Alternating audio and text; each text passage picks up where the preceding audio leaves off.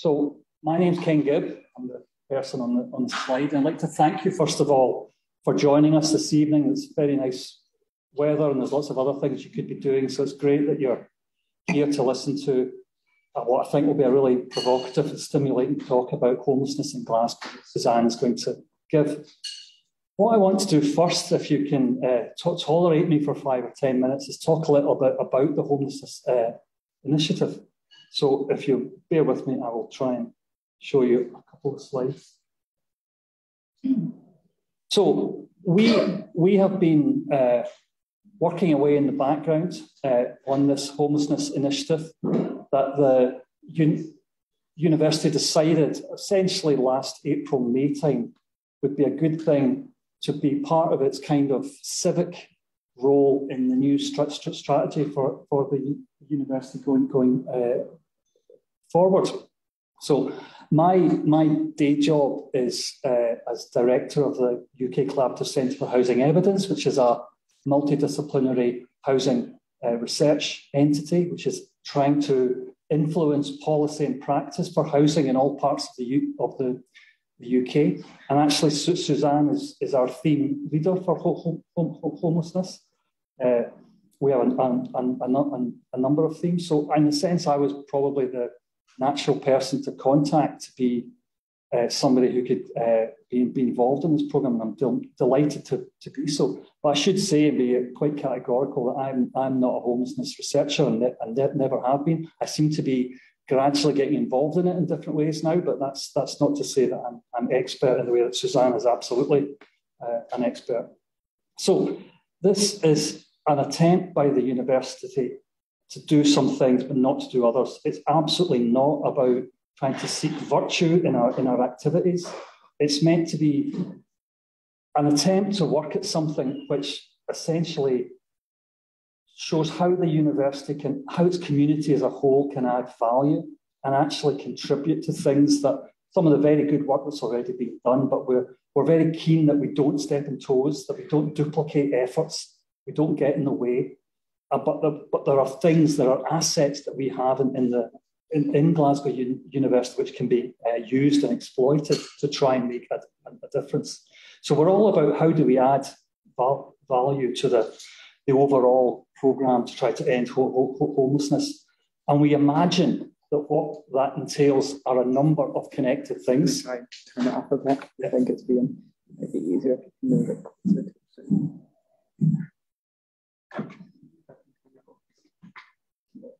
It's all right.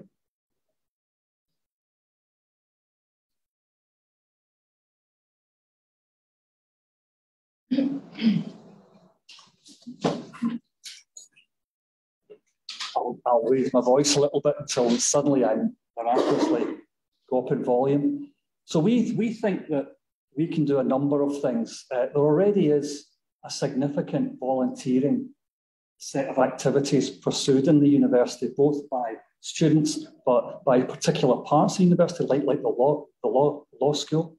And we want to think about how the staff, the students, and the rest of the community of Glasgow University can contribute to that in an effective way. So that's one of the areas we're going to think about. Secondly, we obviously imagine that there are some education and scholarship things that we can do. And we think that there are some research things, but also the mobilisation of knowledge and knowledge exchange, which is what my research centre does. But there may be other ways we can mobilise the capital of the university, including some of our physical assets. And one of the sort of longer-term objectives or goals is to think that in this process, or this exciting process of estate redevelopment, where the university is building new buildings and reshaping what it looks like, there may be assets there that can be used in different ways, which could contribute in partnership with others to do some real work which contributes to reducing the homelessness issue. We shall see.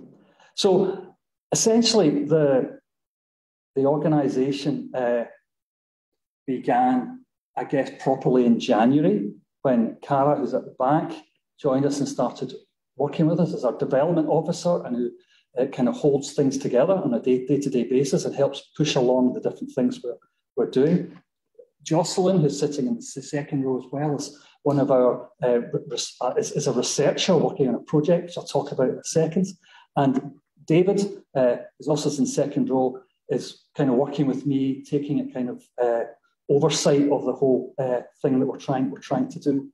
So what we're going to try and do is push forward the volunteering agenda, push forward some ideas for teaching, which includes micro-credentials for people taking courses. There's capacity to do some free postgraduate course elements that we might try and link to some homelessness issues, perhaps vocational issues relating to the law, to medicine and things of that kind. We've also been talking to people in City Council about the possibility of postgraduate certificate training related to the caseworkers who work in homelessness services itself. And we've been thinking about having a regular series of events and seminars. And you could say this public lecture is the first of those events and seminars, and also webinars online. The kind of research ideas we've had so far is that we have a scoping study, and that's really what Jocelyn is doing just now, which is about trying to understand the evidence about homelessness in Glasgow. But secondly, to interview key stakeholders involved in homelessness, and really to ask them what our priorities ought to be and try to co-design and co-produce what we will actually do as we go ahead. In addition to that scoping study, which will also include some focus group with lived experience, people with experience of homelessness, we were interested in the kind of hidden but serious problem of homelessness amongst our own student body. And we want to think about ways in which we can investigate that and try and surface it, make it more visible issue. And we have a small advisory group of people who work in the university who have experience and knowledge and expertise in homelessness. And we've met once already, and we're interested in them helping us shape the kind of agenda that we take ahead. I should also say that we've spoken to a wide range of people from all over the university body, as well as people who are out there in Glasgow who are working in these questions every day. So we're very excited about the opportunities that this will present over the coming years. Okay, my main task really, apart from saying these introductory words, is to introduce Suzanne Fitzpatrick, who is an old friend of ours, a former colleague in urban studies, Glasgow, and a law student here as well, who has been a professor at the University of York, directed the Centre for Housing Policy, and for the last few years has been at Heriot Watt and runs the iSphere research group. And we're delighted to have her here. She's somebody very well known in the homelessness world, both in academic and policy terms. And she's done some really great work both in the UK and internationally. And your interests seem to be as much about England as they are as in Scotland, and I think that's really helpful. One of the things that Suzanne's led for in recent times has been the Homelessness Monitor that Crisis delivers, and it's a really excellent resource for every country in the UK, which every few months you get a fantastic update of what is going on. We really all benefit from that immensely. So, Suzanne, I'm delighted to have you here tonight. You've been helpful also in helping us think about the issues for this initiative, and we look forward to what you have to say. Thank you very much.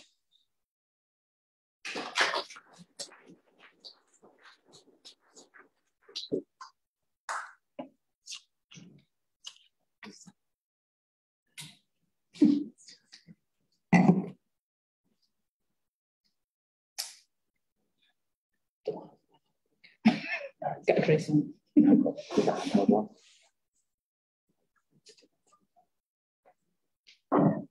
Can people at the back hear me if I stand here? Yeah. No, I think we're all right, rather than worrying about finding somewhere to put on.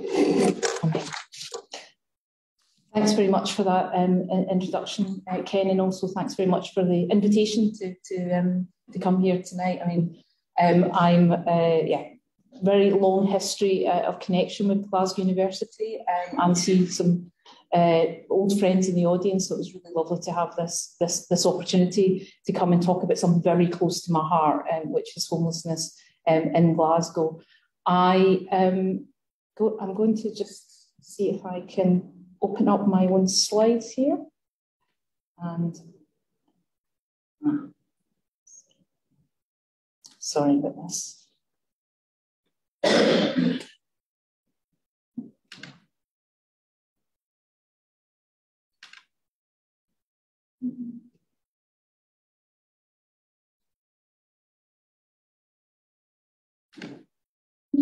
Yeah, great. So my starting point this evening is a sort of question which Ken has already put up, or actually a statement, a proposition, which is intended to be slightly sort of provocative, and to set up my talk for this evening, which is intended to put Glasgow in a sort of bigger picture context. So for those of us, including myself, who work on homelessness in the UK and Scotland and in Glasgow in particular a lot, you can sometimes lose sight of the advantages that we have as compared with other parts of the world, and indeed the advantages that Glasgow has as compared with other UK cities as well. And just sort of accept that, you know, homelessness will always be with us. This is something that we just have to expect to be part of the city.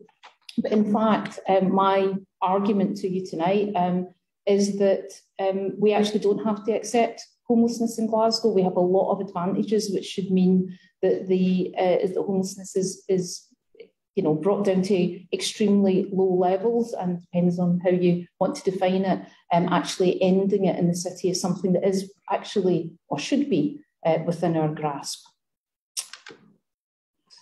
To give you a sense of the structure of what I'll go through tonight, I'm going to start by talking about definition of homelessness, not at great length. It's something that you can spend far too much time when you do homelessness work talking about, but just to give you a sense of the breadth of what I'm referring to when I talk about homelessness beyond rough sleeping. I've done a lot of research on homelessness in Glasgow over the years, but I'll be talking about 3 particular studies, more recent studies that I'll be drawing on. But I'll be drawing to some extent on some other bits and pieces as well.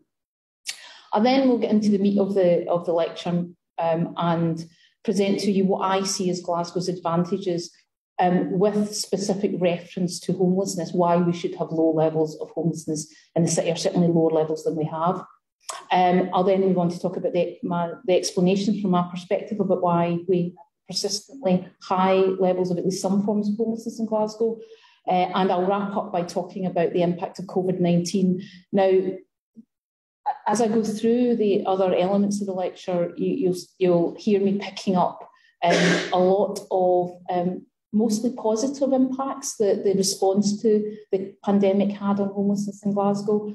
So it certainly won't be the first mention of COVID towards the end of the lecture, but I'll try and pull together the overall impacts towards the end before concluding. So to begin with, the definition of homelessness. I know there are some people in the audience who will be very familiar with these arguments or these propositions around definitions. But just to be clear, that when I'm talking about homelessness tonight, I am talking about rough sleeping, people who are actually forced to sleep on the streets, but also other forms of what my colleague Glenn Bramley and work he's done for Crisis calls core homelessness. In other words, the most extreme and immediate forms of homelessness, people living in or having to stay in things like winter shelters, unconventional forms of accommodation, or places which are not designed to be places that you live in, and people living in very unsuitable forms of temporary accommodation, and other extremely sort of insecure forms of accommodation like sofa surfing, for example. So certainly we'll be covering those more extreme forms of homelessness, but I'll also be talking quite a bit about what is called in the UK statutory homelessness, and I know probably most people in the audience are familiar with that. But the key point here is that in the UK, as I'll go on to see uniquely, we have a legal framework which requires local authorities to secure accommodation for some categories of homeless households. And homelessness is defined very widely in this legislation to include everyone who doesn't have reasonable accommodation in which they can live together with their family. So that's quite a broad, exceptionally broad definition of homelessness that I will be referring to. It's worth bearing in mind, though, that not everybody who's defined as homeless under this legislation is entitled to rehousing, and that's something I'll come back to. And finally, I will make some reference, although probably a bit less, to a kind of wider, some might say baggier phenomenon called hidden homelessness, or often called hidden homelessness. And that's homelessness amongst people where it's not visible either on the streets or in official statistics. And going back, I think, a little bit to some of what Ken was saying there about the sorts of homelessness you might find in the student body, people living in extremely overcrowded or inadequate or unsafe forms of accommodation. People who are concealed households living with other households and so on. So I'll make some reference to hidden homelessness as well. But I think the key point here really is when we talk about homelessness, at least when I'm talking about homelessness, it is something beyond just rough sleeping. So the sources that I will be drawing on, there are three main recent pieces of research that I will talk mostly to tonight. The first one, Ken's already mentioned, the Homelessness Monitor series, which myself and colleagues at Heriot-Watt have been delivering for Crisis since 2011. So it's a long-term, longitudinal piece of work, and we produce a sort of state of the nation report on each of the 4 UK jurisdictions. We do an England report each year, and we do the other UK jurisdictions on a rotating basis. And that's what we intend with the Homelessness Monitor is to pull together into the one place all the key statistics and also sort of policy, economic and other developments that are affecting levels and trends in homelessness in each of the countries. It's intended as a sort of state of the nation. And it's nice to hear Ken say that it's a helpful resource for people, because that's what it's intended to be. There was a Homelessness Monitor Scotland report produced last year, and I'll be drawing on the work associated with that. But probably the piece of research which I'll be talking about mostly tonight is an international piece of research. We did an evaluation for something called the Institute of Global Homelessness, which is based in Chicago. They had an initiative called A Place to Call Home, which was aimed at ending street homelessness in 13 what they call vanguard cities across the globe. The idea is this was the first tranche of cities, and the lessons learned from this would then be rolled out in future tranches of bigger cohorts of cities. And Glasgow was one of the 13 cities that was involved in that programme. And we did the evaluation, we published it actually earlier this year, but the main work was undertaken in 2020 and early 2021.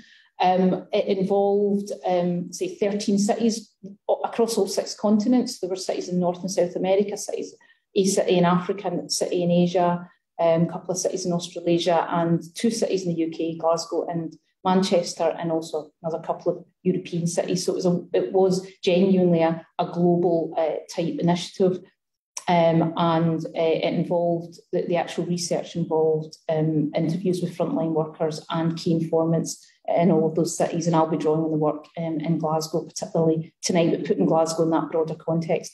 And finally, I'll be drawing on something which isn't, strictly speaking, a piece of research, but it's an initiative that I was involved in called the Prevention Review Group, which was an expert panel set up by Crisis at the invitation of the Scottish Government to bring forward legislative proposals to strengthen homelessness prevention duties in Scotland. And at least one other member of that group is in the audience tonight, Professor Tom Mullen from the Law School at Glasgow. And while it's not strictly speaking a piece of research, it involved a big evidence gathering exercise led by Crisis colleagues, and I'll draw on that to some extent this evening as well. So anyway, moving on to the meat of the presentation, I want to start by talking about what I see as Glasgow's advantages, why we should have lower levels of homelessness than we do. Some of those advantages derive from the fact that we are located within the UK, because seen in international terms, the UK has a number of very important advantages with regard to both the prevention and the alleviation of homelessness. The first and probably most obvious one is this unique statutory homelessness system that I've already mentioned, whereby certain groups of homeless people are entitled to settled housing secured by local authorities, This legislation, as many of you probably know, has been in place since 1977 in the UK, so it's very long-standing. There are various restrictions on which homeless people are entitled to rehousing. Certainly families with children are, and single vulnerable adults.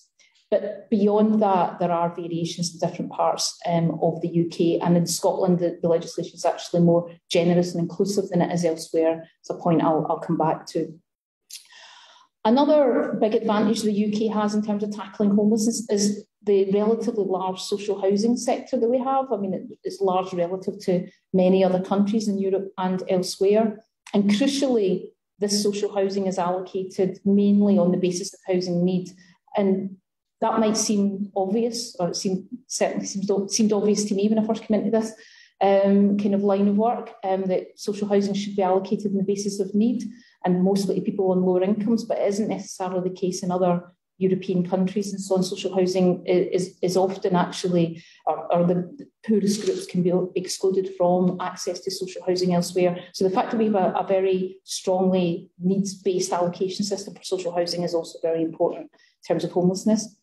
We also, and again, these are all relative points, we also have a relatively strong level of welfare protection in the UK. Particularly, I would single out the housing benefit system here, which operates in many instances to break the link between people being on a low income or losing a job and actually that leading to homelessness.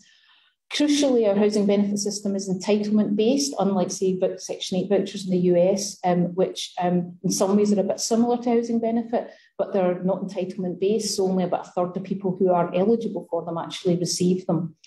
Housing benefit doesn't necessarily cover all of people's rents, and increasingly that's been the case since welfare cuts since 2010 onwards, but still it can, for many people, cover all of their rent, or at least a high proportion of it. And that's also a very important part of the UK's advantages when it comes to tackling homelessness. What this all adds up to, which I think is really the crucial point, is that the state, both the central government state and also the local government play a really dominant role in tackling homelessness in the UK. They have responsibilities both through welfare and through the homelessness legislation, which means that they are really at the forefront. Certainly the voluntary sector and others play an important part, but it has to be led, or it is led, by the state, who have very clear obligations in this space. How this, key point I want to get across is this is really perhaps not unique. There are one or two other countries, including in Eastern Europe, for example, where the state is, and actually in South America as well, where the state is very prominent. But it is quite unusual. In most parts of the world, including elsewhere in the global north, it tends to be the voluntary sector, and particularly the faith sector, that dominates provision for homeless people. And that brings a lot of problems, which we found in the Institute for Global Homelessness, the Vanguard City evaluation that I mentioned. This was something that came through as a really key and crucial finding across most of the global north and outside of the UK. I mean, it was true even of Australia, as well as other countries in Europe and certainly in North America. So in those countries where the state is absent or weak with respect to homelessness, people at risk are often left to depend on the charity of faith groups. And where there is a very strong dependence on faith groups, there are a number of consequences of that, which are captured in various forms in these quotations, which are from frontline workers or key informants, more senior people in different cities that were involved in the Institute for Global Homelessness research. So first of all, it can bring a very unhelpful emphasis on meeting people's immediate physiological needs and the perceived spiritual needs, rather than structural and system inadequacies which lie at the heart of homelessness. And you can see that in the first two quotes there, the first one from South Africa, the second one from India, where they talk in the South African quote about the churches quickly when you speak to them and they ask if they can participate in addressing homelessness. The first thing they do is open up a soup kitchen. I have to say it's often the first thing students do as well. So that's something that the university might want to be a bit careful about. And the second quote there is also from India, is capturing this notion that where you are dependent, particularly on faith groups and religious groups, the interventions on homelessness can be associated with particular feast days and those sorts of things, rather than being the sort of consistent assistance and support that people need. So it says all these are not sustained. People need food all the time, not on particular days. That's a real issue. Another concern is that the direct involvement of certain religious denominations, particularly evangelical denominations, when they're very heavily involved in service provision, it can help to drive high conditionality thresholds for access to services. And particularly what I'm thinking of here is abstinence-based approaches with shelters and hostels and so on for people who have drug and alcohol problems. And one of the interesting things, actually, as an aside, that because our work for the Institute of Global Homelessness straddled the COVID pandemic. We started it before and we continued with a second wave of fieldwork after the pandemic. And one of the things that came out in a number of the Global South cities in particular was the opportunity that COVID had presented for the state to challenge the faith groups who were providing these shelters and hostels in the main and in Global South cities, and actually in some Australian and North American cities as well. To challenge them on their absence-based approach, to actually introduce more harm reduction type approaches. This was a particularly strong theme in South Africa, and to see the benefits of those, which are now being, it seems, sustained. So you've got a comment there, lest you think this is just a Global South issue, a couple of quotes there that are from Canada and from the US as well. The one from Canada is picking up the point that the overt religiosity of these settings can raise access barriers to some people in Canada.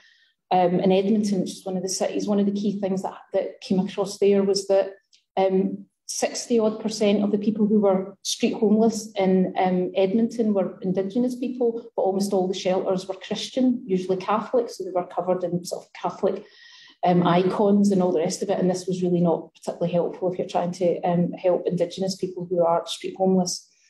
And the final quote there is probably the most strongly worded one from Little Rock in the US, and really captures the frustration of some of the services there about the emphasis that the dominant faith groups have, which is about saving people's souls and so on, when really people's presenting reason is poverty. And there's a sort of philosophical mindset shift required to move on to the more structural issues that are required to resolve homelessness.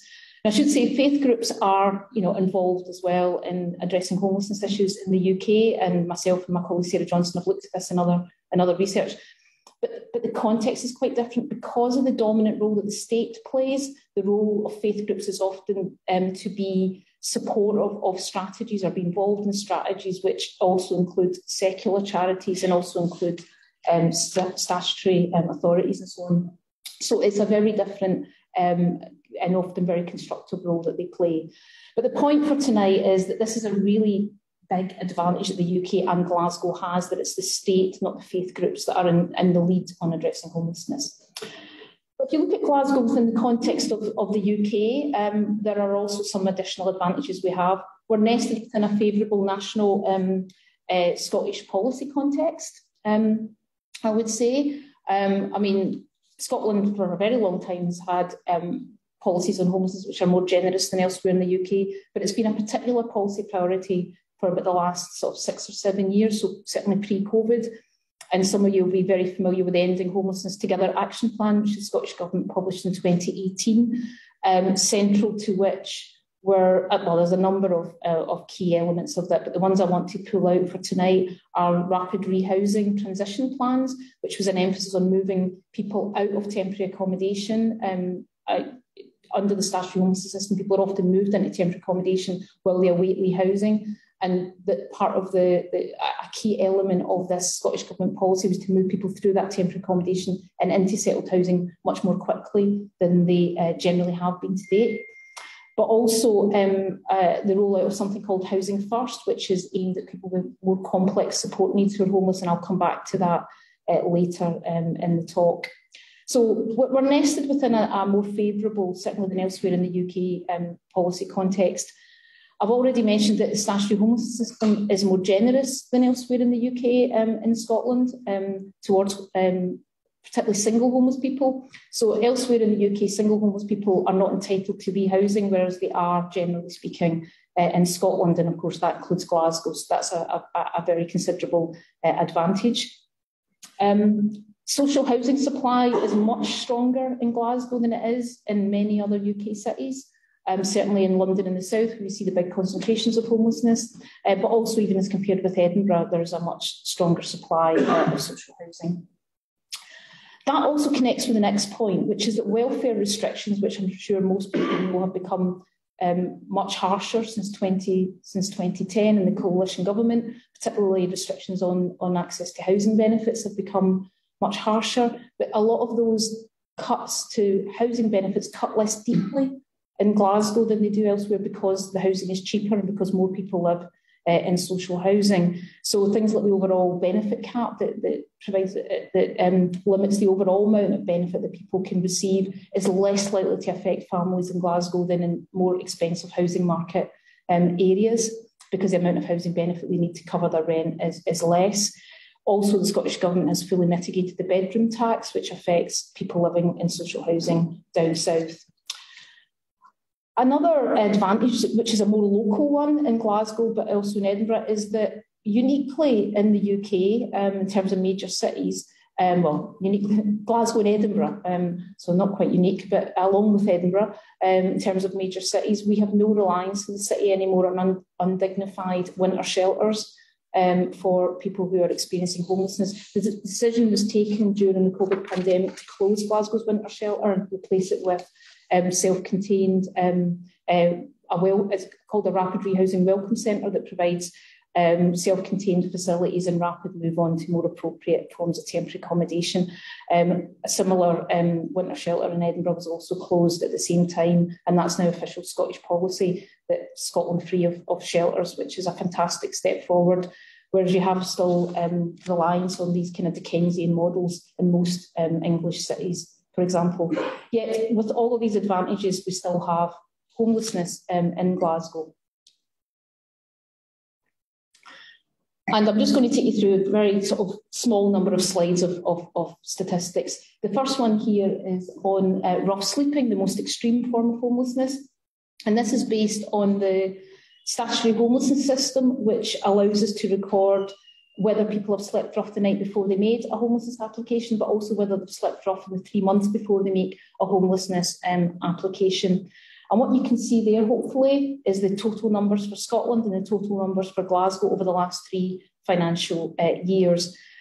And the key point I want to draw your attention to here is that in a reasonably, even if we took the time series back, we would see for quite a while, there's about 500 people a year say that they've experienced rough sleeping within 3 months before they make a statutory homelessness application. That did drop in the COVID pandemic year, 2020-21, in Glasgow and indeed in the rest of Scotland, because of the measures that were taken during COVID to protect people who were at risk of sleeping rough. So Glasgow's numbers, and actually also its share fell because the numbers fell in Glasgow more quickly than they did elsewhere in Scotland. But still, 400 people, even in the pandemic year, reported that they had slept rough within 3 months of applying as homeless in Glasgow. So even with all the extraordinary efforts of the COVID pandemic, which really were extraordinary, and I'll come back to that later, you've still got a pretty significant number of people saying that they've slept rough in the city. Moving on to statutory homelessness applications, these are people who have presented themselves to the local authority and said that they are either at threat of homelessness or they're actually homeless. And again, I've just got a very sort of simple graph here with the total numbers for Scotland and the total numbers for Glasgow over the last 3 financial years. And what you can see here is that the numbers in Scotland actually, as a whole, dropped quite significantly actually in the COVID pandemic year in 2020-21. They actually continued to rise, albeit very slightly, in Glasgow. And The main reason for this, my colleagues and myself working on the Homelessness Monitor think, is because the evictions moratorium that most people are probably aware of, that was instituted by the Scottish Government during the COVID pandemic, probably had more of an impact in Edinburgh and elsewhere, where the private rented sector plays a bigger role, certainly in terms of people at risk of homelessness. So the evictions moratorium kicked in more significantly. We also see that in terms of the profile of people who are coming forward as statutory homeless during the pandemic. We had many fewer families with children, many fewer older people who tended to be helped by the evictions moratorium, whereas single people and younger people who were still being unfortunately thrown out by family and finding that sofa surfing type arrangements were not sustainable during the pandemic were still coming forward to local authorities, and those groups tend to be more dominant in Glasgow. I mean, another point I would want, it's not quite on the slide, but a kind of background point to the slide here is that Glasgow's share of national applications then rose in the pandemic year from about 15% to almost 19% of total statutory applications, and Glasgow's got about 12% of Scotland's households. So we've got a disproportionate share of statutory homelessness applications, and that's grown somewhat recently, albeit it's not as disproportionate as it once was. I must say. And finally, in terms of the statistics, I've already mentioned the temporary accommodation, which people are very often placed in when they are accepted as statutory homeless and while they await permanent rehousing. And this has been a big problem in Scotland, including in Glasgow, for quite a long time.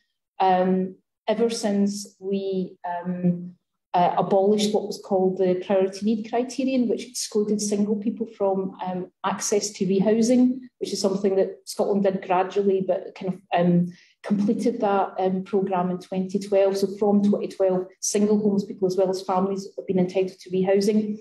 We've had a huge upsurge in the number of people in temporary accommodation, and we've struggled to get those numbers back down. That's a Scotland-wide issue, and people are also spending longer in temporary accommodation as well. And what we can see here is that the numbers in temporary accommodation, which say we had a longer time series, you can see they've been rising, or they've actually been, after a big leap, sort of about 15 years ago or so, they've stayed quite steady between 10 and 11,000 for a long time. And then that increased further during COVID because steps were taken to help people who were rough sleeping or at risk of rough sleeping. We saw a similar pattern in Glasgow to the rest of the UK, the rest of Scotland. But the key thing here is that Glasgow's share of temporary accommodation places is even more disproportionate. It's 20% of all temporary accommodation placements in Scotland are in Glasgow, and we've only got 12% of the population. So there's definitely something going on in terms of why we continue to have persistent high levels of at least some forms of homelessness in the city. So I want to go on now to give you my take anyway on why this is the case. The first and most important point is high rates of poverty in the city. And those of you who've heard me giving speeches before about homelessness won't be surprised that this is where I always start. Because on one level, this sounds like a very obvious thing to say, that there's a close interconnection between poverty and homelessness. But you'd be surprised at how controversial a statement it can be. We published myself and Glenn Bramley published a paper on this point about 6 or 7 years ago now, at a point where a number of charities were leading on a campaign that were all 2 paychecks away from homelessness, or all 3 paychecks away from homelessness. Our research on this rather put the kibosh on that argument and said, actually, it's not true. Homelessness is very heavily concentrated among poorer sections of the community, and that's long been the case and continues to be the case.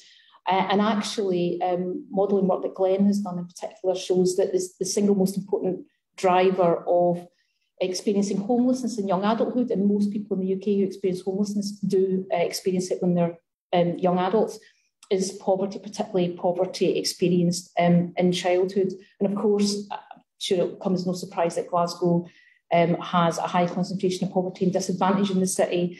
Certainly within the Scottish context, Glasgow really stands out. Although interestingly, our after housing cost poverty rates are lower than in many parts of England, including in London, because our housing is cheaper. But anyway, poverty is a key driver and is something that we really have a major issue with in Glasgow. And it's not just the obvious about, well, if you're poor, it makes it more difficult to afford housing, although it does. It's also the other kind of social dislocations that are associated with poverty, the pressure it puts on people's mental and physical health, the pressure it puts on their social relationship. All of these things are risk factors on homelessness. But I also want to pull out some of the other things in this quote from my colleague Glenn Bramley, the other key drivers that he identifies, which are the availability and affordability of accommodation, the extent to which prevention measures are used, and the demographics, or at least some aspects of the demographics of the people affected. These are the other key drivers which I think help explain why we still have persistent levels of relatively high homelessness in Glasgow.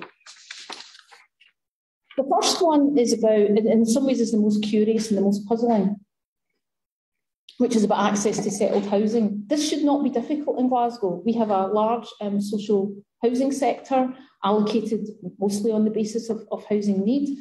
And uniquely, when we did the Institute for Global Homelessness study, and we asked all 13 cities about what the issues were that were driving homelessness in their city, Glasgow was the only one out of the 13 where people didn't say it's a shortage of affordable housing. Instead, we had these sort of quotes like, you know, we don't have housing market pressure in the same way that Edinburgh, London has. It's embarrassing that we have homelessness at all because there's sufficient accommodation, social housing at the right turnover to accommodate everyone, and that's before you even start tapping into the private rental sector. Instead, what the issues are, and this is something that we've known from other research as well in the city, is actually the relationship between the local authority and the 68, I think it is, housing associations in the city who actually own the social housing stock. And there's been long-standing debates about, and I don't want to apportion blame, but I think everyone will accept that there have been blockages in terms of people's access to social housing because of the difficulties in those relationships. And that's brought out in that second quote there about process issues, referrals, how people are engaged, supported, and just move through that pathway. So the housing exists, but getting people into it can be very tricky.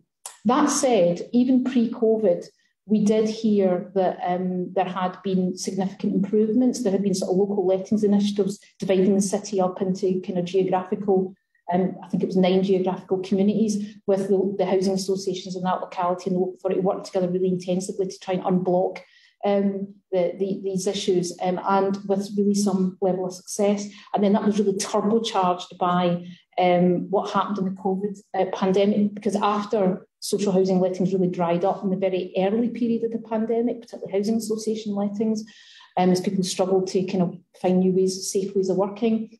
After that, there was a very significant boost in lettings to homeless households and a big boost to the rapid rehousing agenda in the city, with the housing associations signing up to offering 60% of their lets to homeless households. And that really does seem to have been honoured and in fact exceeded in many instances. So a very, very positive story coming out of Glasgow around COVID, and really kind of using that opportunity to try and resolve something that had been an issue. I'd been hearing about it for at least 10, 15 years and probably longer in the city.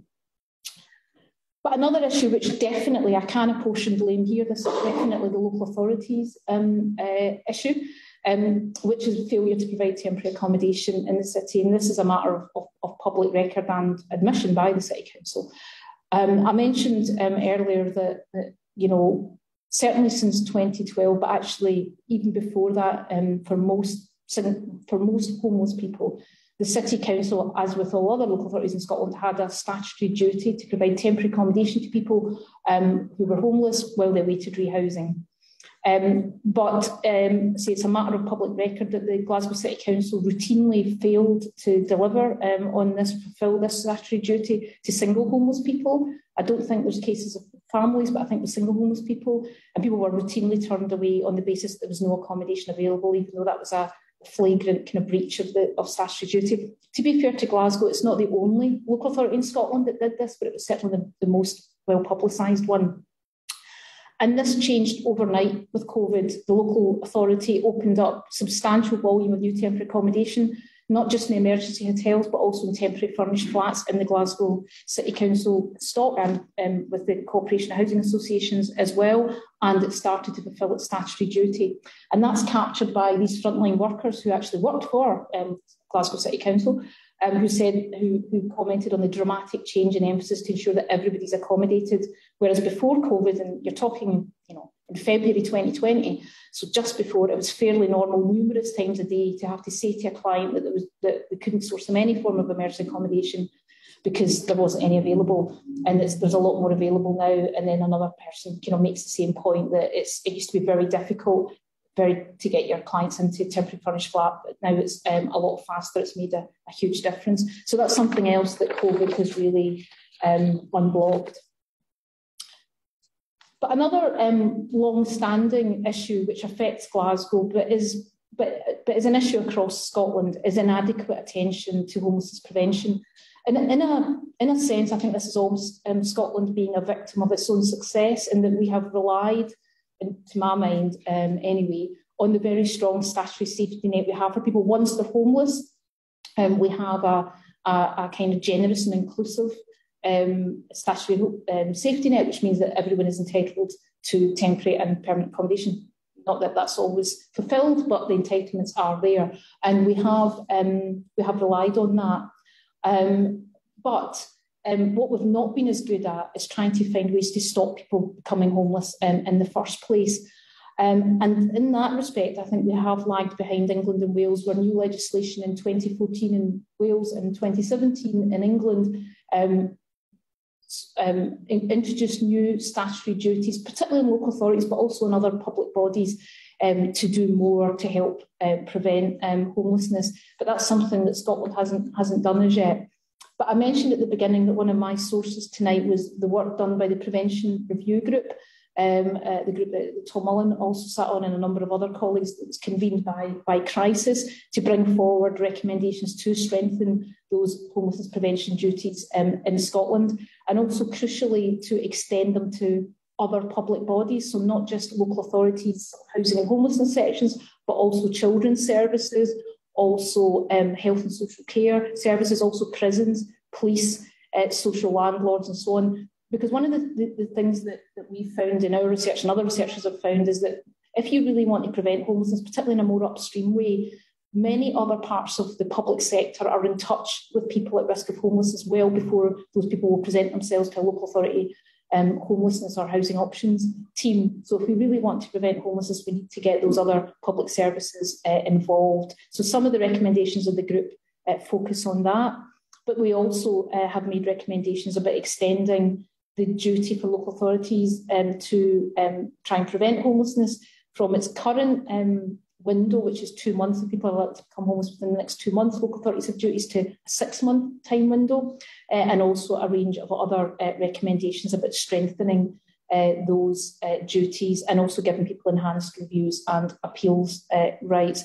It's a very chunky report by Crisis that lays out the recommendations, and I'm happy to come back to the detail in questions, but it's a pretty comprehensive set of recommendations, most of which have been very well received. There is some controversy over certain elements of them, and the consultation period ended really quite recently, so we'll wait to see what the Scottish Government does in terms of taking forward legislation.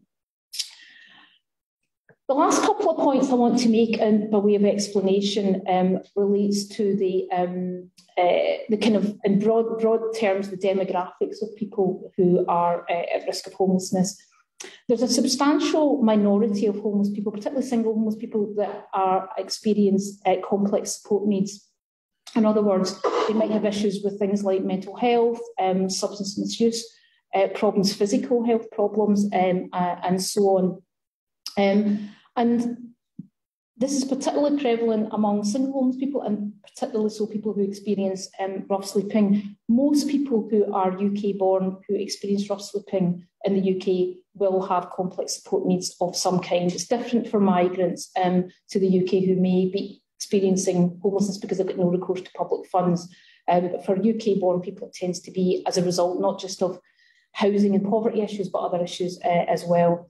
And by far the most strongly evidence-based intervention on this is something called Housing First, which started out in America but has now become very common intervention across the global north, which basically involves moving people, even if they have really quite extreme support needs, into ordinary mainstream housing in ordinary communities very quickly, not trying to fix them in hostels or shelters or halfway houses of various kinds, but actually moving them into ordinary housing, but with the wraparound support they need to sustain that housing.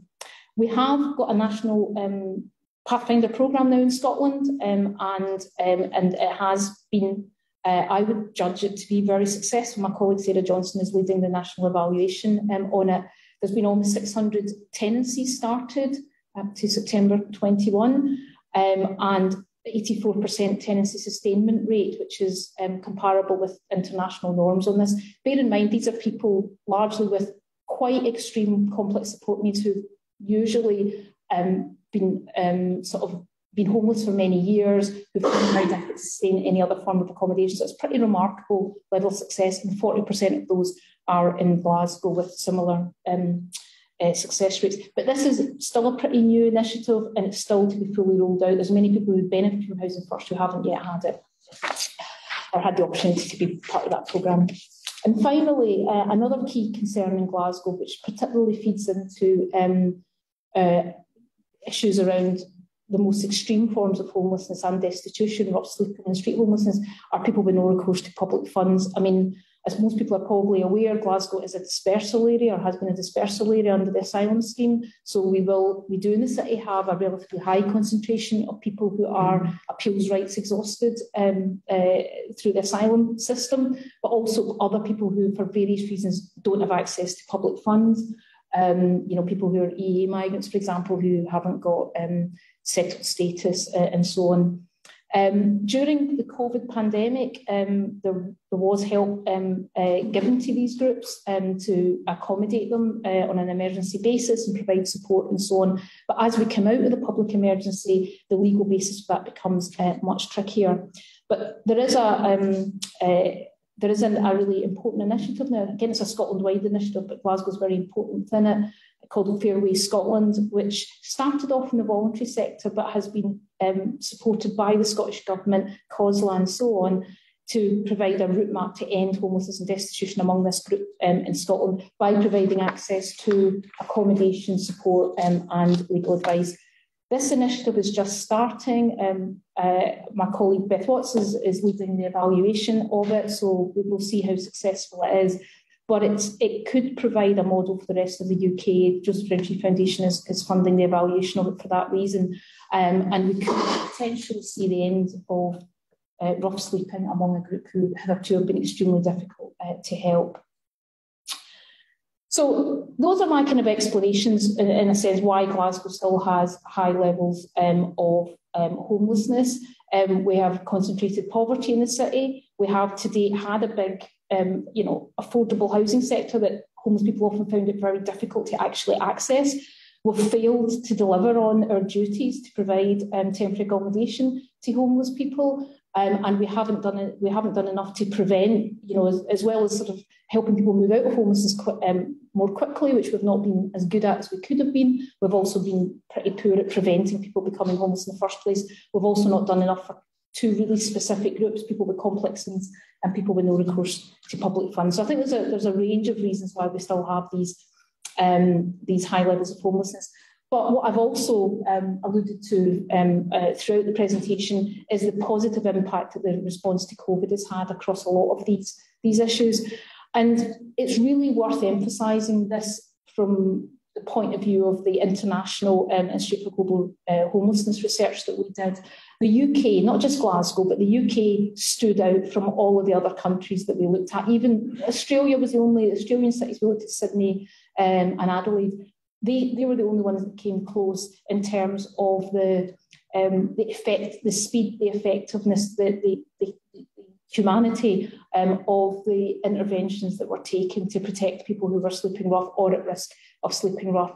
So the headline story is a very positive one in terms of clear and immediate focus and accommodating people, say not just in Scotland, not just in Glasgow, but certainly in Glasgow and in Scotland.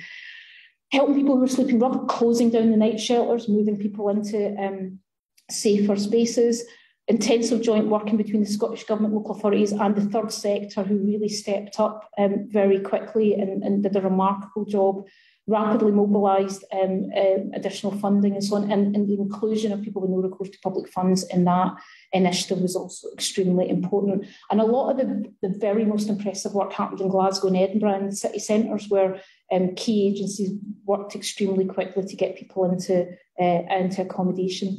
There were also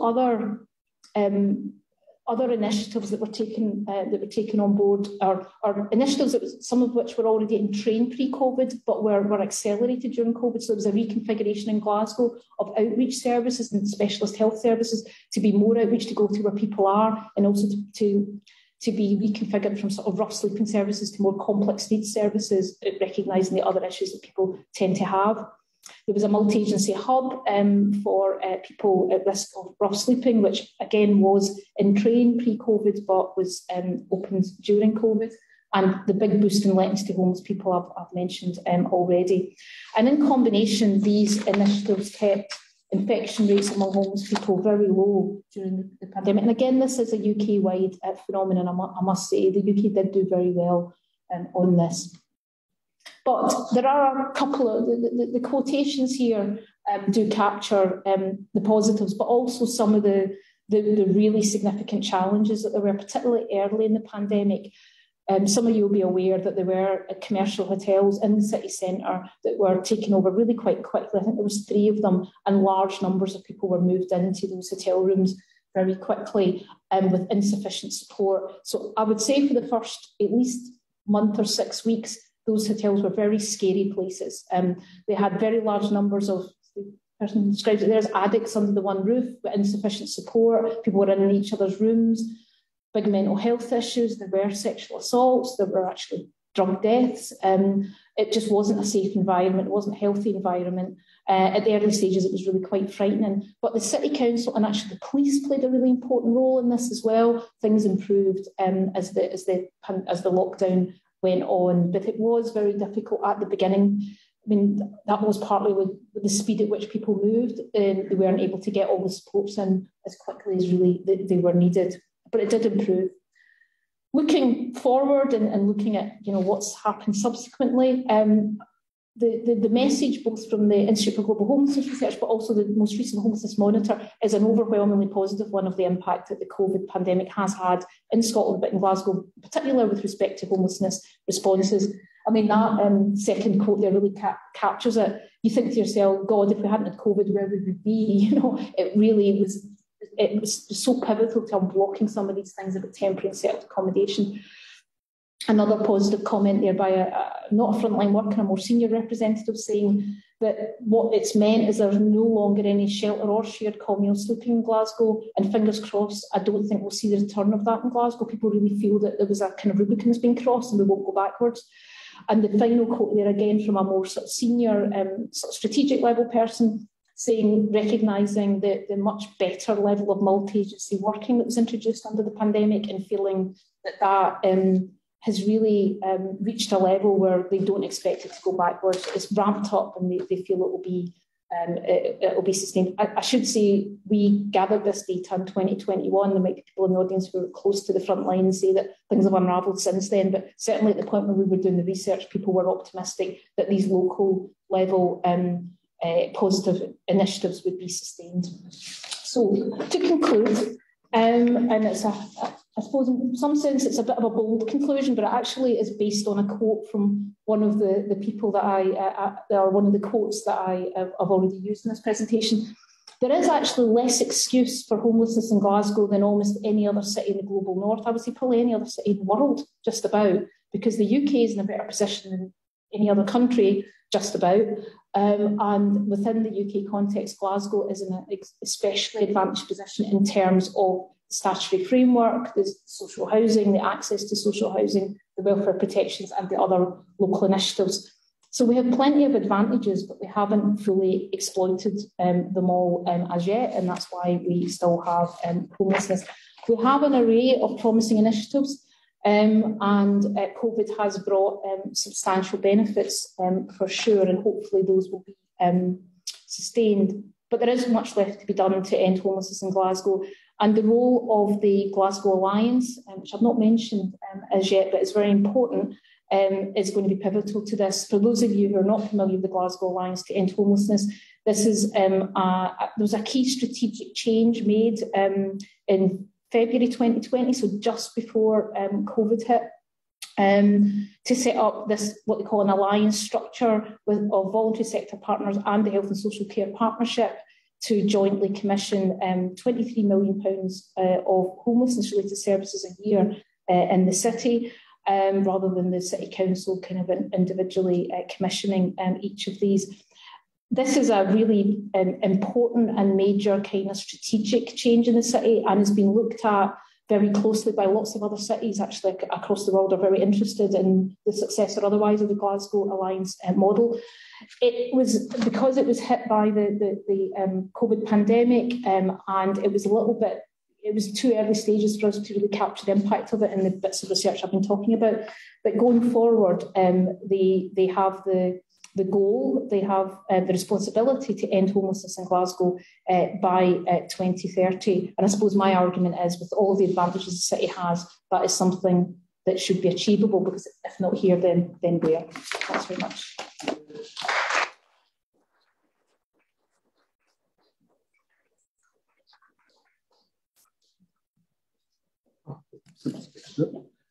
Well, that was fantastic.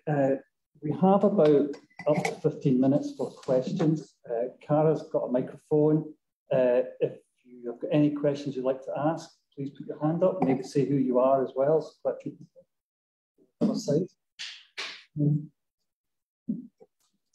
I'm fine.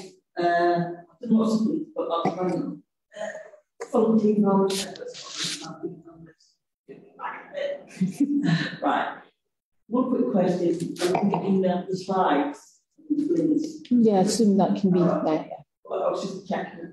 The main question was, he didn't really, I know he took some figures to pay, but the DWP really discriminatory expenses that throughout the time of being homeless and all the time of claim. I'm quite hard faced on doing the issues, but somebody who has mental health issues, things like that, I do know people struggling with the DWP, that's one of the biggest issues, poverty, waste of pain, things like that. And the reason is accused by discrimination, because I've had that for some disabled, and some of the comments I've had from the DWP were appalling. So that's me who's got complete mental faculty. So treat people who are homeless, and I'll see that with other people, and say it or not, but that's an issue that has not been dealt with and needs to be dealt with. Yeah, I mean, the DWP don't very often get a good press, and I think that deservedly so. I mean, one of the things that I didn't cover, but is very relevant, and you'll see it in the slides when they're circulated, is that during the COVID pandemic, there were obviously steps taken at national level, and I mean UK national level, that were also very important. So I've talked mostly about more local things in Glasgow and Scotland, but there were various welfare restrictions, things like sanctions were eased, for at least a short period. There was an enhancement in universal credit and so on, and those have ended now. So some of what was positive during COVID has gone, and of course we have the longer standing issues such as the ones that you're alluding to with DWP, and the problems that those create for people, particularly people who have complex support needs, but not only people who get complex support needs.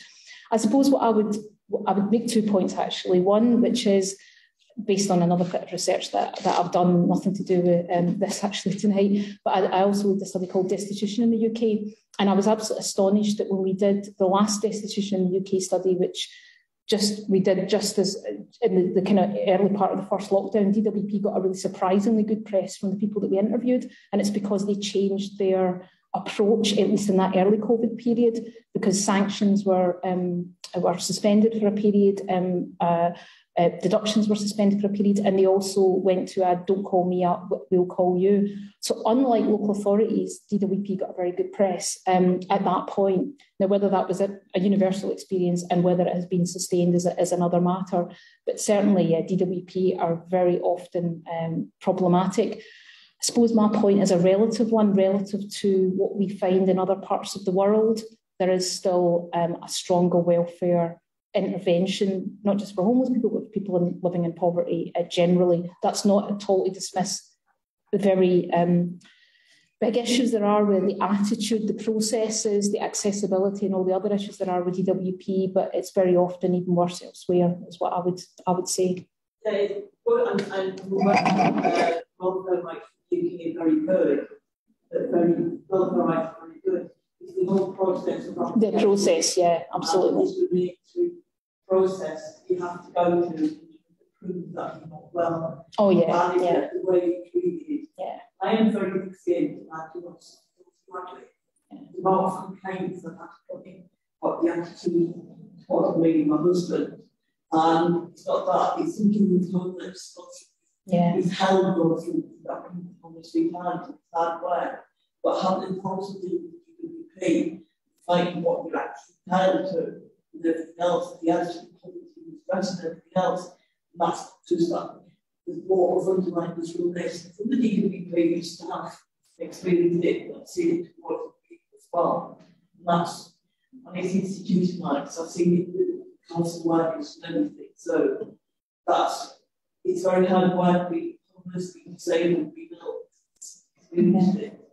So, I mean, there should be easements as well for people who are homeless, but they're very sort of discretionary down to individual job centre pluses and so on. So it's not always well implemented in terms of things like requirements for people. I'm thinking here of people on universal credit rather than on disability benefits. But yeah, I mean, I wouldn't disagree with anything you're saying about the processes. I know that I've been through academic, I know the research and all that, but when you live in it, it's difficult. You try to tell people what it's like. Well, then, actually, I'm afraid, sorry. Thanks very much. There's a person, two people behind you, the lady at the back, and then there's the chap at front. Thank you. Thank you very much for being informative and thinking about tonight. Two questions. First of all, the disparity between the services in Scotland and England and Wales. Do you think that forces homeless people from England and Wales to come up to Scotland because we do have better services for them up here for homeless people? And secondly, why did it take for a pandemic for this actions to be taken? Why did it take for that, and why now are services being pulled or reduced because we're no longer in the pandemic? They're very good questions. On the first one about do people come up from England and Wales to Scotland, I've not come across that as being an issue, and partly, I mean, it may or may not be an issue in any case, but there is a part of the legislation which I didn't talk about called local connection, which means that local authorities if you apply to a local authority with which you do not have a local connection and you have a local connection elsewhere in the UK, they can refer the permanent rehousing of you back to that other local authority. So in other words, local authorities can turn you away. I say that, I mean, that's what I've just said is what's meant to happen. What actually happens a lot of the time is if you show up, and this isn't particularly an issue about Glasgow, it's just generally, if you show up in any local authority, probably anywhere in the UK, the first thing they'll ask you is where are you from, and they'll turn you away, which actually is unlawful. They should take your application, they should put you in temporary accommodation, they should refer you back to the other local authority just for the permanent rehousing, but very often that isn't what happens. So I do think that even if people were to attempt to apply in Scotland, they would probably be sent back because of local connection. That said, there is it's been on the statute books since 2003, I think. I'm losing decades now, but 2003 that local. I'm looking at Tom. That local connection could be the there's provision on the face of the legislation for local connection to be suspended, but it's never actually been brought into force, although it has been discussed more recently bringing it into force. But local authorities are fighting against it tooth and nail, so I don't think we'll see that anytime soon. But sorry, I've forgotten your second question now. Oh yeah, COVID. I mean, I think that. I think the short answer is that homelessness, and this isn't particularly a Glasgow issue, but I think homelessness was redefined from being a social policy issue to being a public health issue. And that just made a fundamental difference. And I think that's something people have written about in other countries as well, particularly street homelessness or rough sleeping, when it's not seen as a social policy, social justice issue, but rather as a public health emergency issue. In other words, partly because health has more leverage than social policy, but also in a more selfish way, although I don't think this is it's entirely fair to say this is all that's going on, but it's also if COVID had run rife through homeless people, it affects the rest of the community as well. So I think those are probably the reasons why you're unblocked. But I think what's going to be really interesting now is to see whether those changes that have been made on multi-agency working, on temporary accommodation and on access to settled housing, whether they're sustained. See, people were quite optimistic when we interviewed them that they would be, both voluntary sector and statutory sector people, but who knows? And I have forgotten the third one. That's plenty. There's a person who put the hand up. Yes, yourself there. Yeah. My question is that you spoke about. I was focused years and then I worked in the third sector for years, and real terms what I witnessed in the third sector was that the period was in the last 20 years ending quality service right down at a base level, and also the income of people working in that sector was right down to a base level for a period. And I'm just wondering, because they are the front line. The whole kind of set outreach model that was evidenced 20 years ago has been diluted right down to a fundamental transactional needs-based rather than rather than a set of kind of situation that people become very risk averse. And I'm just wondering how we get that set up now and more set out kind of model is what helps. Because what I see is the danger in housing first becomes aware that people get stuck in that system. When common skilled workforce there and it's not there. Yeah, I mean, it's a really good point, and actually another one of the many things I had in my slides, but I realised I had too much to say, so I didn't cover that. I think on the assertive outreach housing first point, you're absolutely right to be anxious about it. I mean, the short answer is it's the Glasgow Alliance's job to, with their 23 million a year, to kind of to ensure that there's the right quality of service. But I do think there are real concerns about the fidelity of the housing first, not particularly in Glasgow, not especially in Glasgow, but across Scotland. And particularly issues around caseload levels and the intensity of support, and as you say, how well paid or otherwise the people are who are, the sort of level of skills we can expect for what we're paying. And I think we need to, and I know there are also plans afoot possibly to combine, if you like, the housing first outreach support with other less intense forms of support. And I must admit, I worry about what that will mean in terms of the dilution of, because housing first only works if you are kind of true to the model, if you do have that intensity of support and it is on an open-ended basis and all the rest of it. Those 85% tenancy sustainment rates are based on that. So I do worry about it. I think the Glasgow Alliance people are very cognizant of these issues, I should say I'm on the advisory council for it, and it's for the Glasgow Alliance, and it's the sort of issues that I and other council members raise as well. And I think we just have to watch very carefully what happens. Persons there had his hand up for ages. No. This is a question about the quality of social housing. I suppose you mentioned that Glasgow and Scotland are leaders in the response to the problem, but not necessarily leaders in the prevention of the problem. I wonder if that's related to the quality of social housing rather than the quantity of social housing. We know that some people abandon tenancies, and my instinct is to say, is that to do with the quality of social housing in Glasgow, or is that a wider structural issue?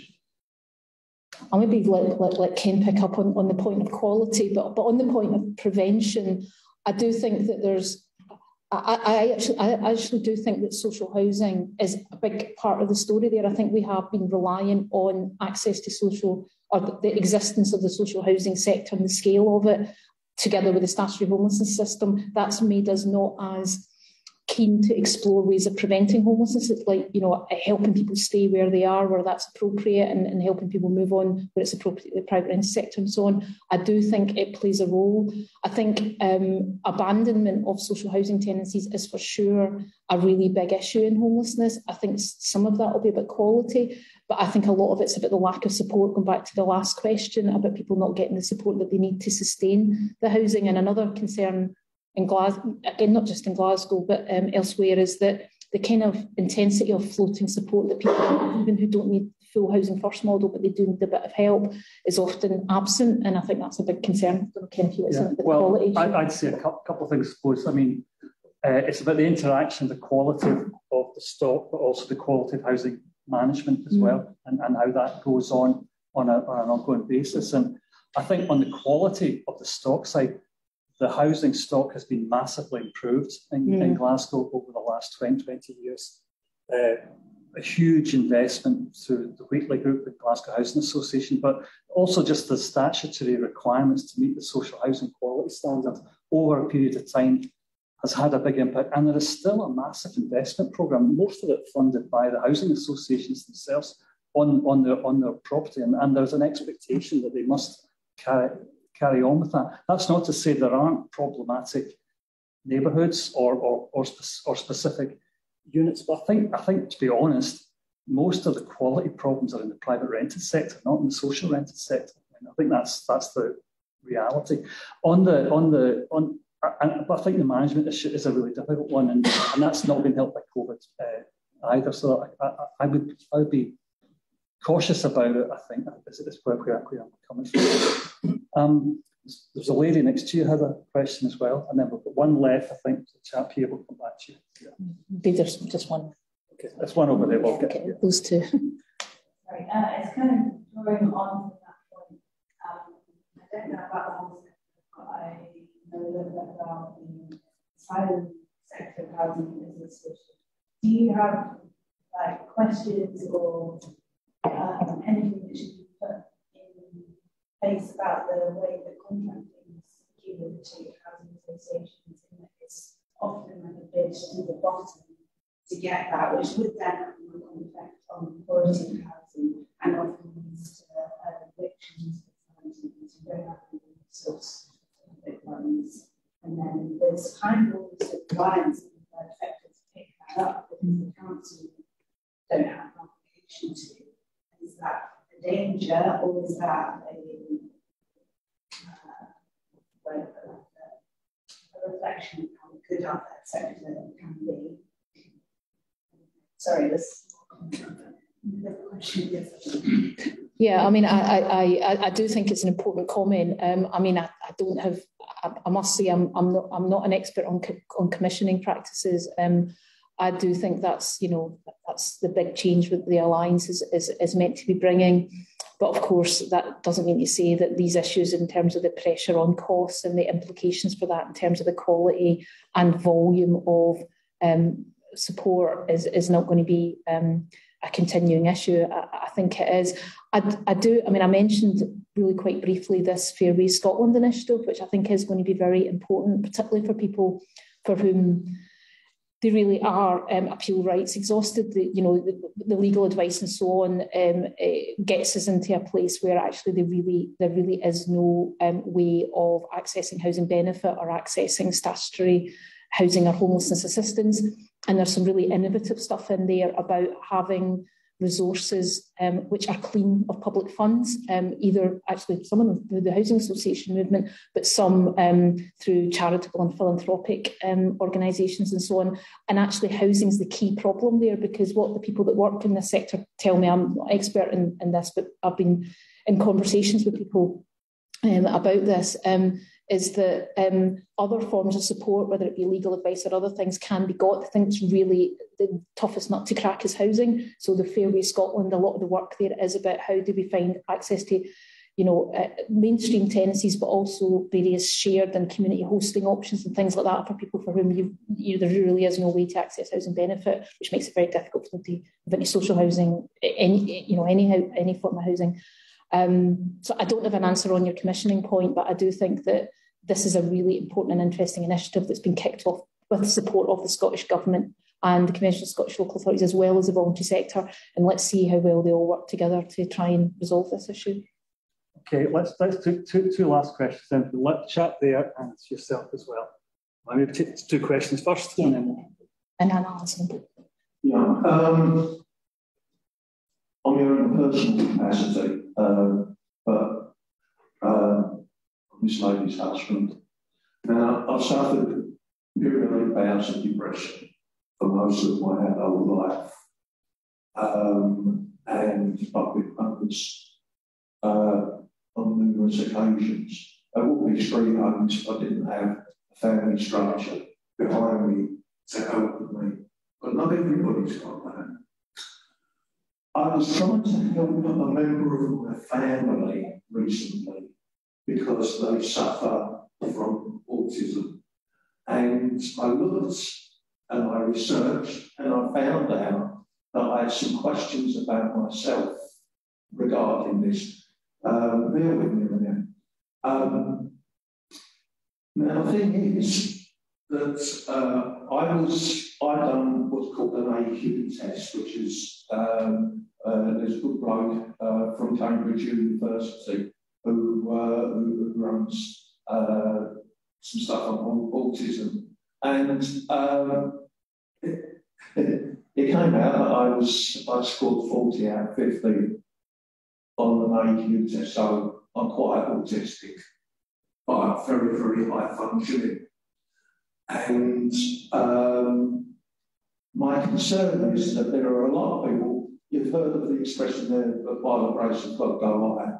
Well, in street homeless, there were by the grace of God go I. That was getting on for 4 months ago. I went to my GP and said, look, I've done an AQ test, this was my score, can you refer me on? I've heard nothing so far. My concern is that there are people with disabilities who are autistic or have mental health problems that are on the streets that aren't being touched into because they are victims of the mental health crisis. Now, how do you see Glasgow inputting obviously a clear need, if you call it, joined up services, as it was called a number of years ago, joining up with the health service, because there is a crisis, mental health crisis in the health service, and the fact of the matter is that homelessness is really affected by people with it's affected by mental health problems, and yes, poverty does affect that, but there's also other issues that aren't being taken hold of. Could you answer me on that? We'll hold that answer back. You'll get it in a second. So just get the last questions. Thank you. I work for Glasgow City Council on housing investment. Your Professor gives your comments about social housing in Glasgow, we invest in the world. So quite sure you said that. Certainly has been asking for 30 years for that. A few points, I think during COVID things look better because hotels were empty. Second point, why is homelessness bad in Glasgow? Because of population pressure. Population of Glasgow. Glasgow's people come to live here. Other parts of Scotland, population is falling. If you're a teenager, you can probably show up and get a semi-detached house that day. Personal observation from my life's work started off with homelessness. The solution was fund hostels, and then that changed the core of the cluster, and then that changed to shared accommodation, and that changed to mainstream tenancies with revenue funding for housing first and that. So I wonder what's next round the work. And I started thinking, instead of changing one thing to the other, we should just keep the ball rolling first, because water finds its own level and different solutions can be used. So that's my problems. Okay, thank you very much. We have the final word to Suzanne. All right, thanks very much. I mean, I want to pick up on the mental health point. I mean, one of the things that there is undoubtedly a mental health crisis, but one of the most striking things about the international research that we did is it was one of the most consistent things across every country in global north and south was access to mental health services being extremely difficult and rationed and a key concern, whereas access to substance misuse services was more variable. In some places that was something that was accessible for people who needed those, and physical health services, again, it was more variable, but mental health services, it was a big problem absolutely everywhere. And I think the point about autism in particular is also well made, and I think increasingly recognised, certainly in research, that there is a strong link between autism and homelessness, and whether some of the solutions, picking up the second point, some of the solutions that have been used, particularly in the past, around congregate forms of accommodation in hostels and shelters can exacerbate issues for people who are autistic and already struggle with, kind of hyperstimulation and so on. So being in those congregate environments is exactly the worst thing. So I think it's early days for really understanding that, but I think people are at least beginning to pick up the issue. On the mental health side of things, it's really difficult to feel positive about that, because the level of, and I'm not just drawing on this research, but another research as well, the level of rationing that goes on is so extreme that people really, people that, you would think, absolutely would be a top priority, still find themselves just actually even getting to the point where you get an assessment made can feel almost insurmountable hurdle. And it definitely comes up in Glasgow as an issue, but I wouldn't say it's in any way peculiar to Glasgow.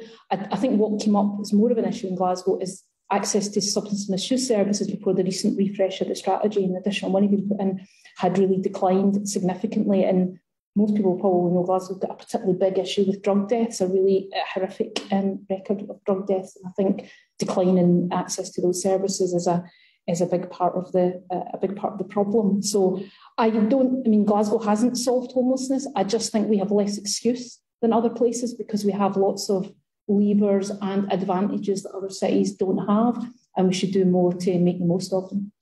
I'll leave it at that. Thank you very much. So I think we should finish there because we're kind of out of time.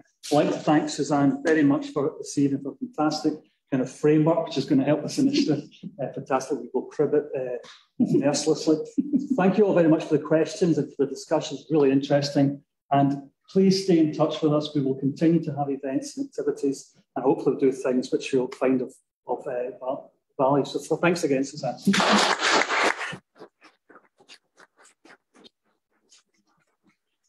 The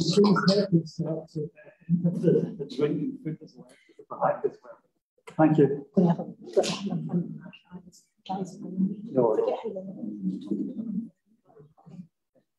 but picked up on things. They was me trying to provoke them. Not you just got a lucky group. Well, just keep saying. See that?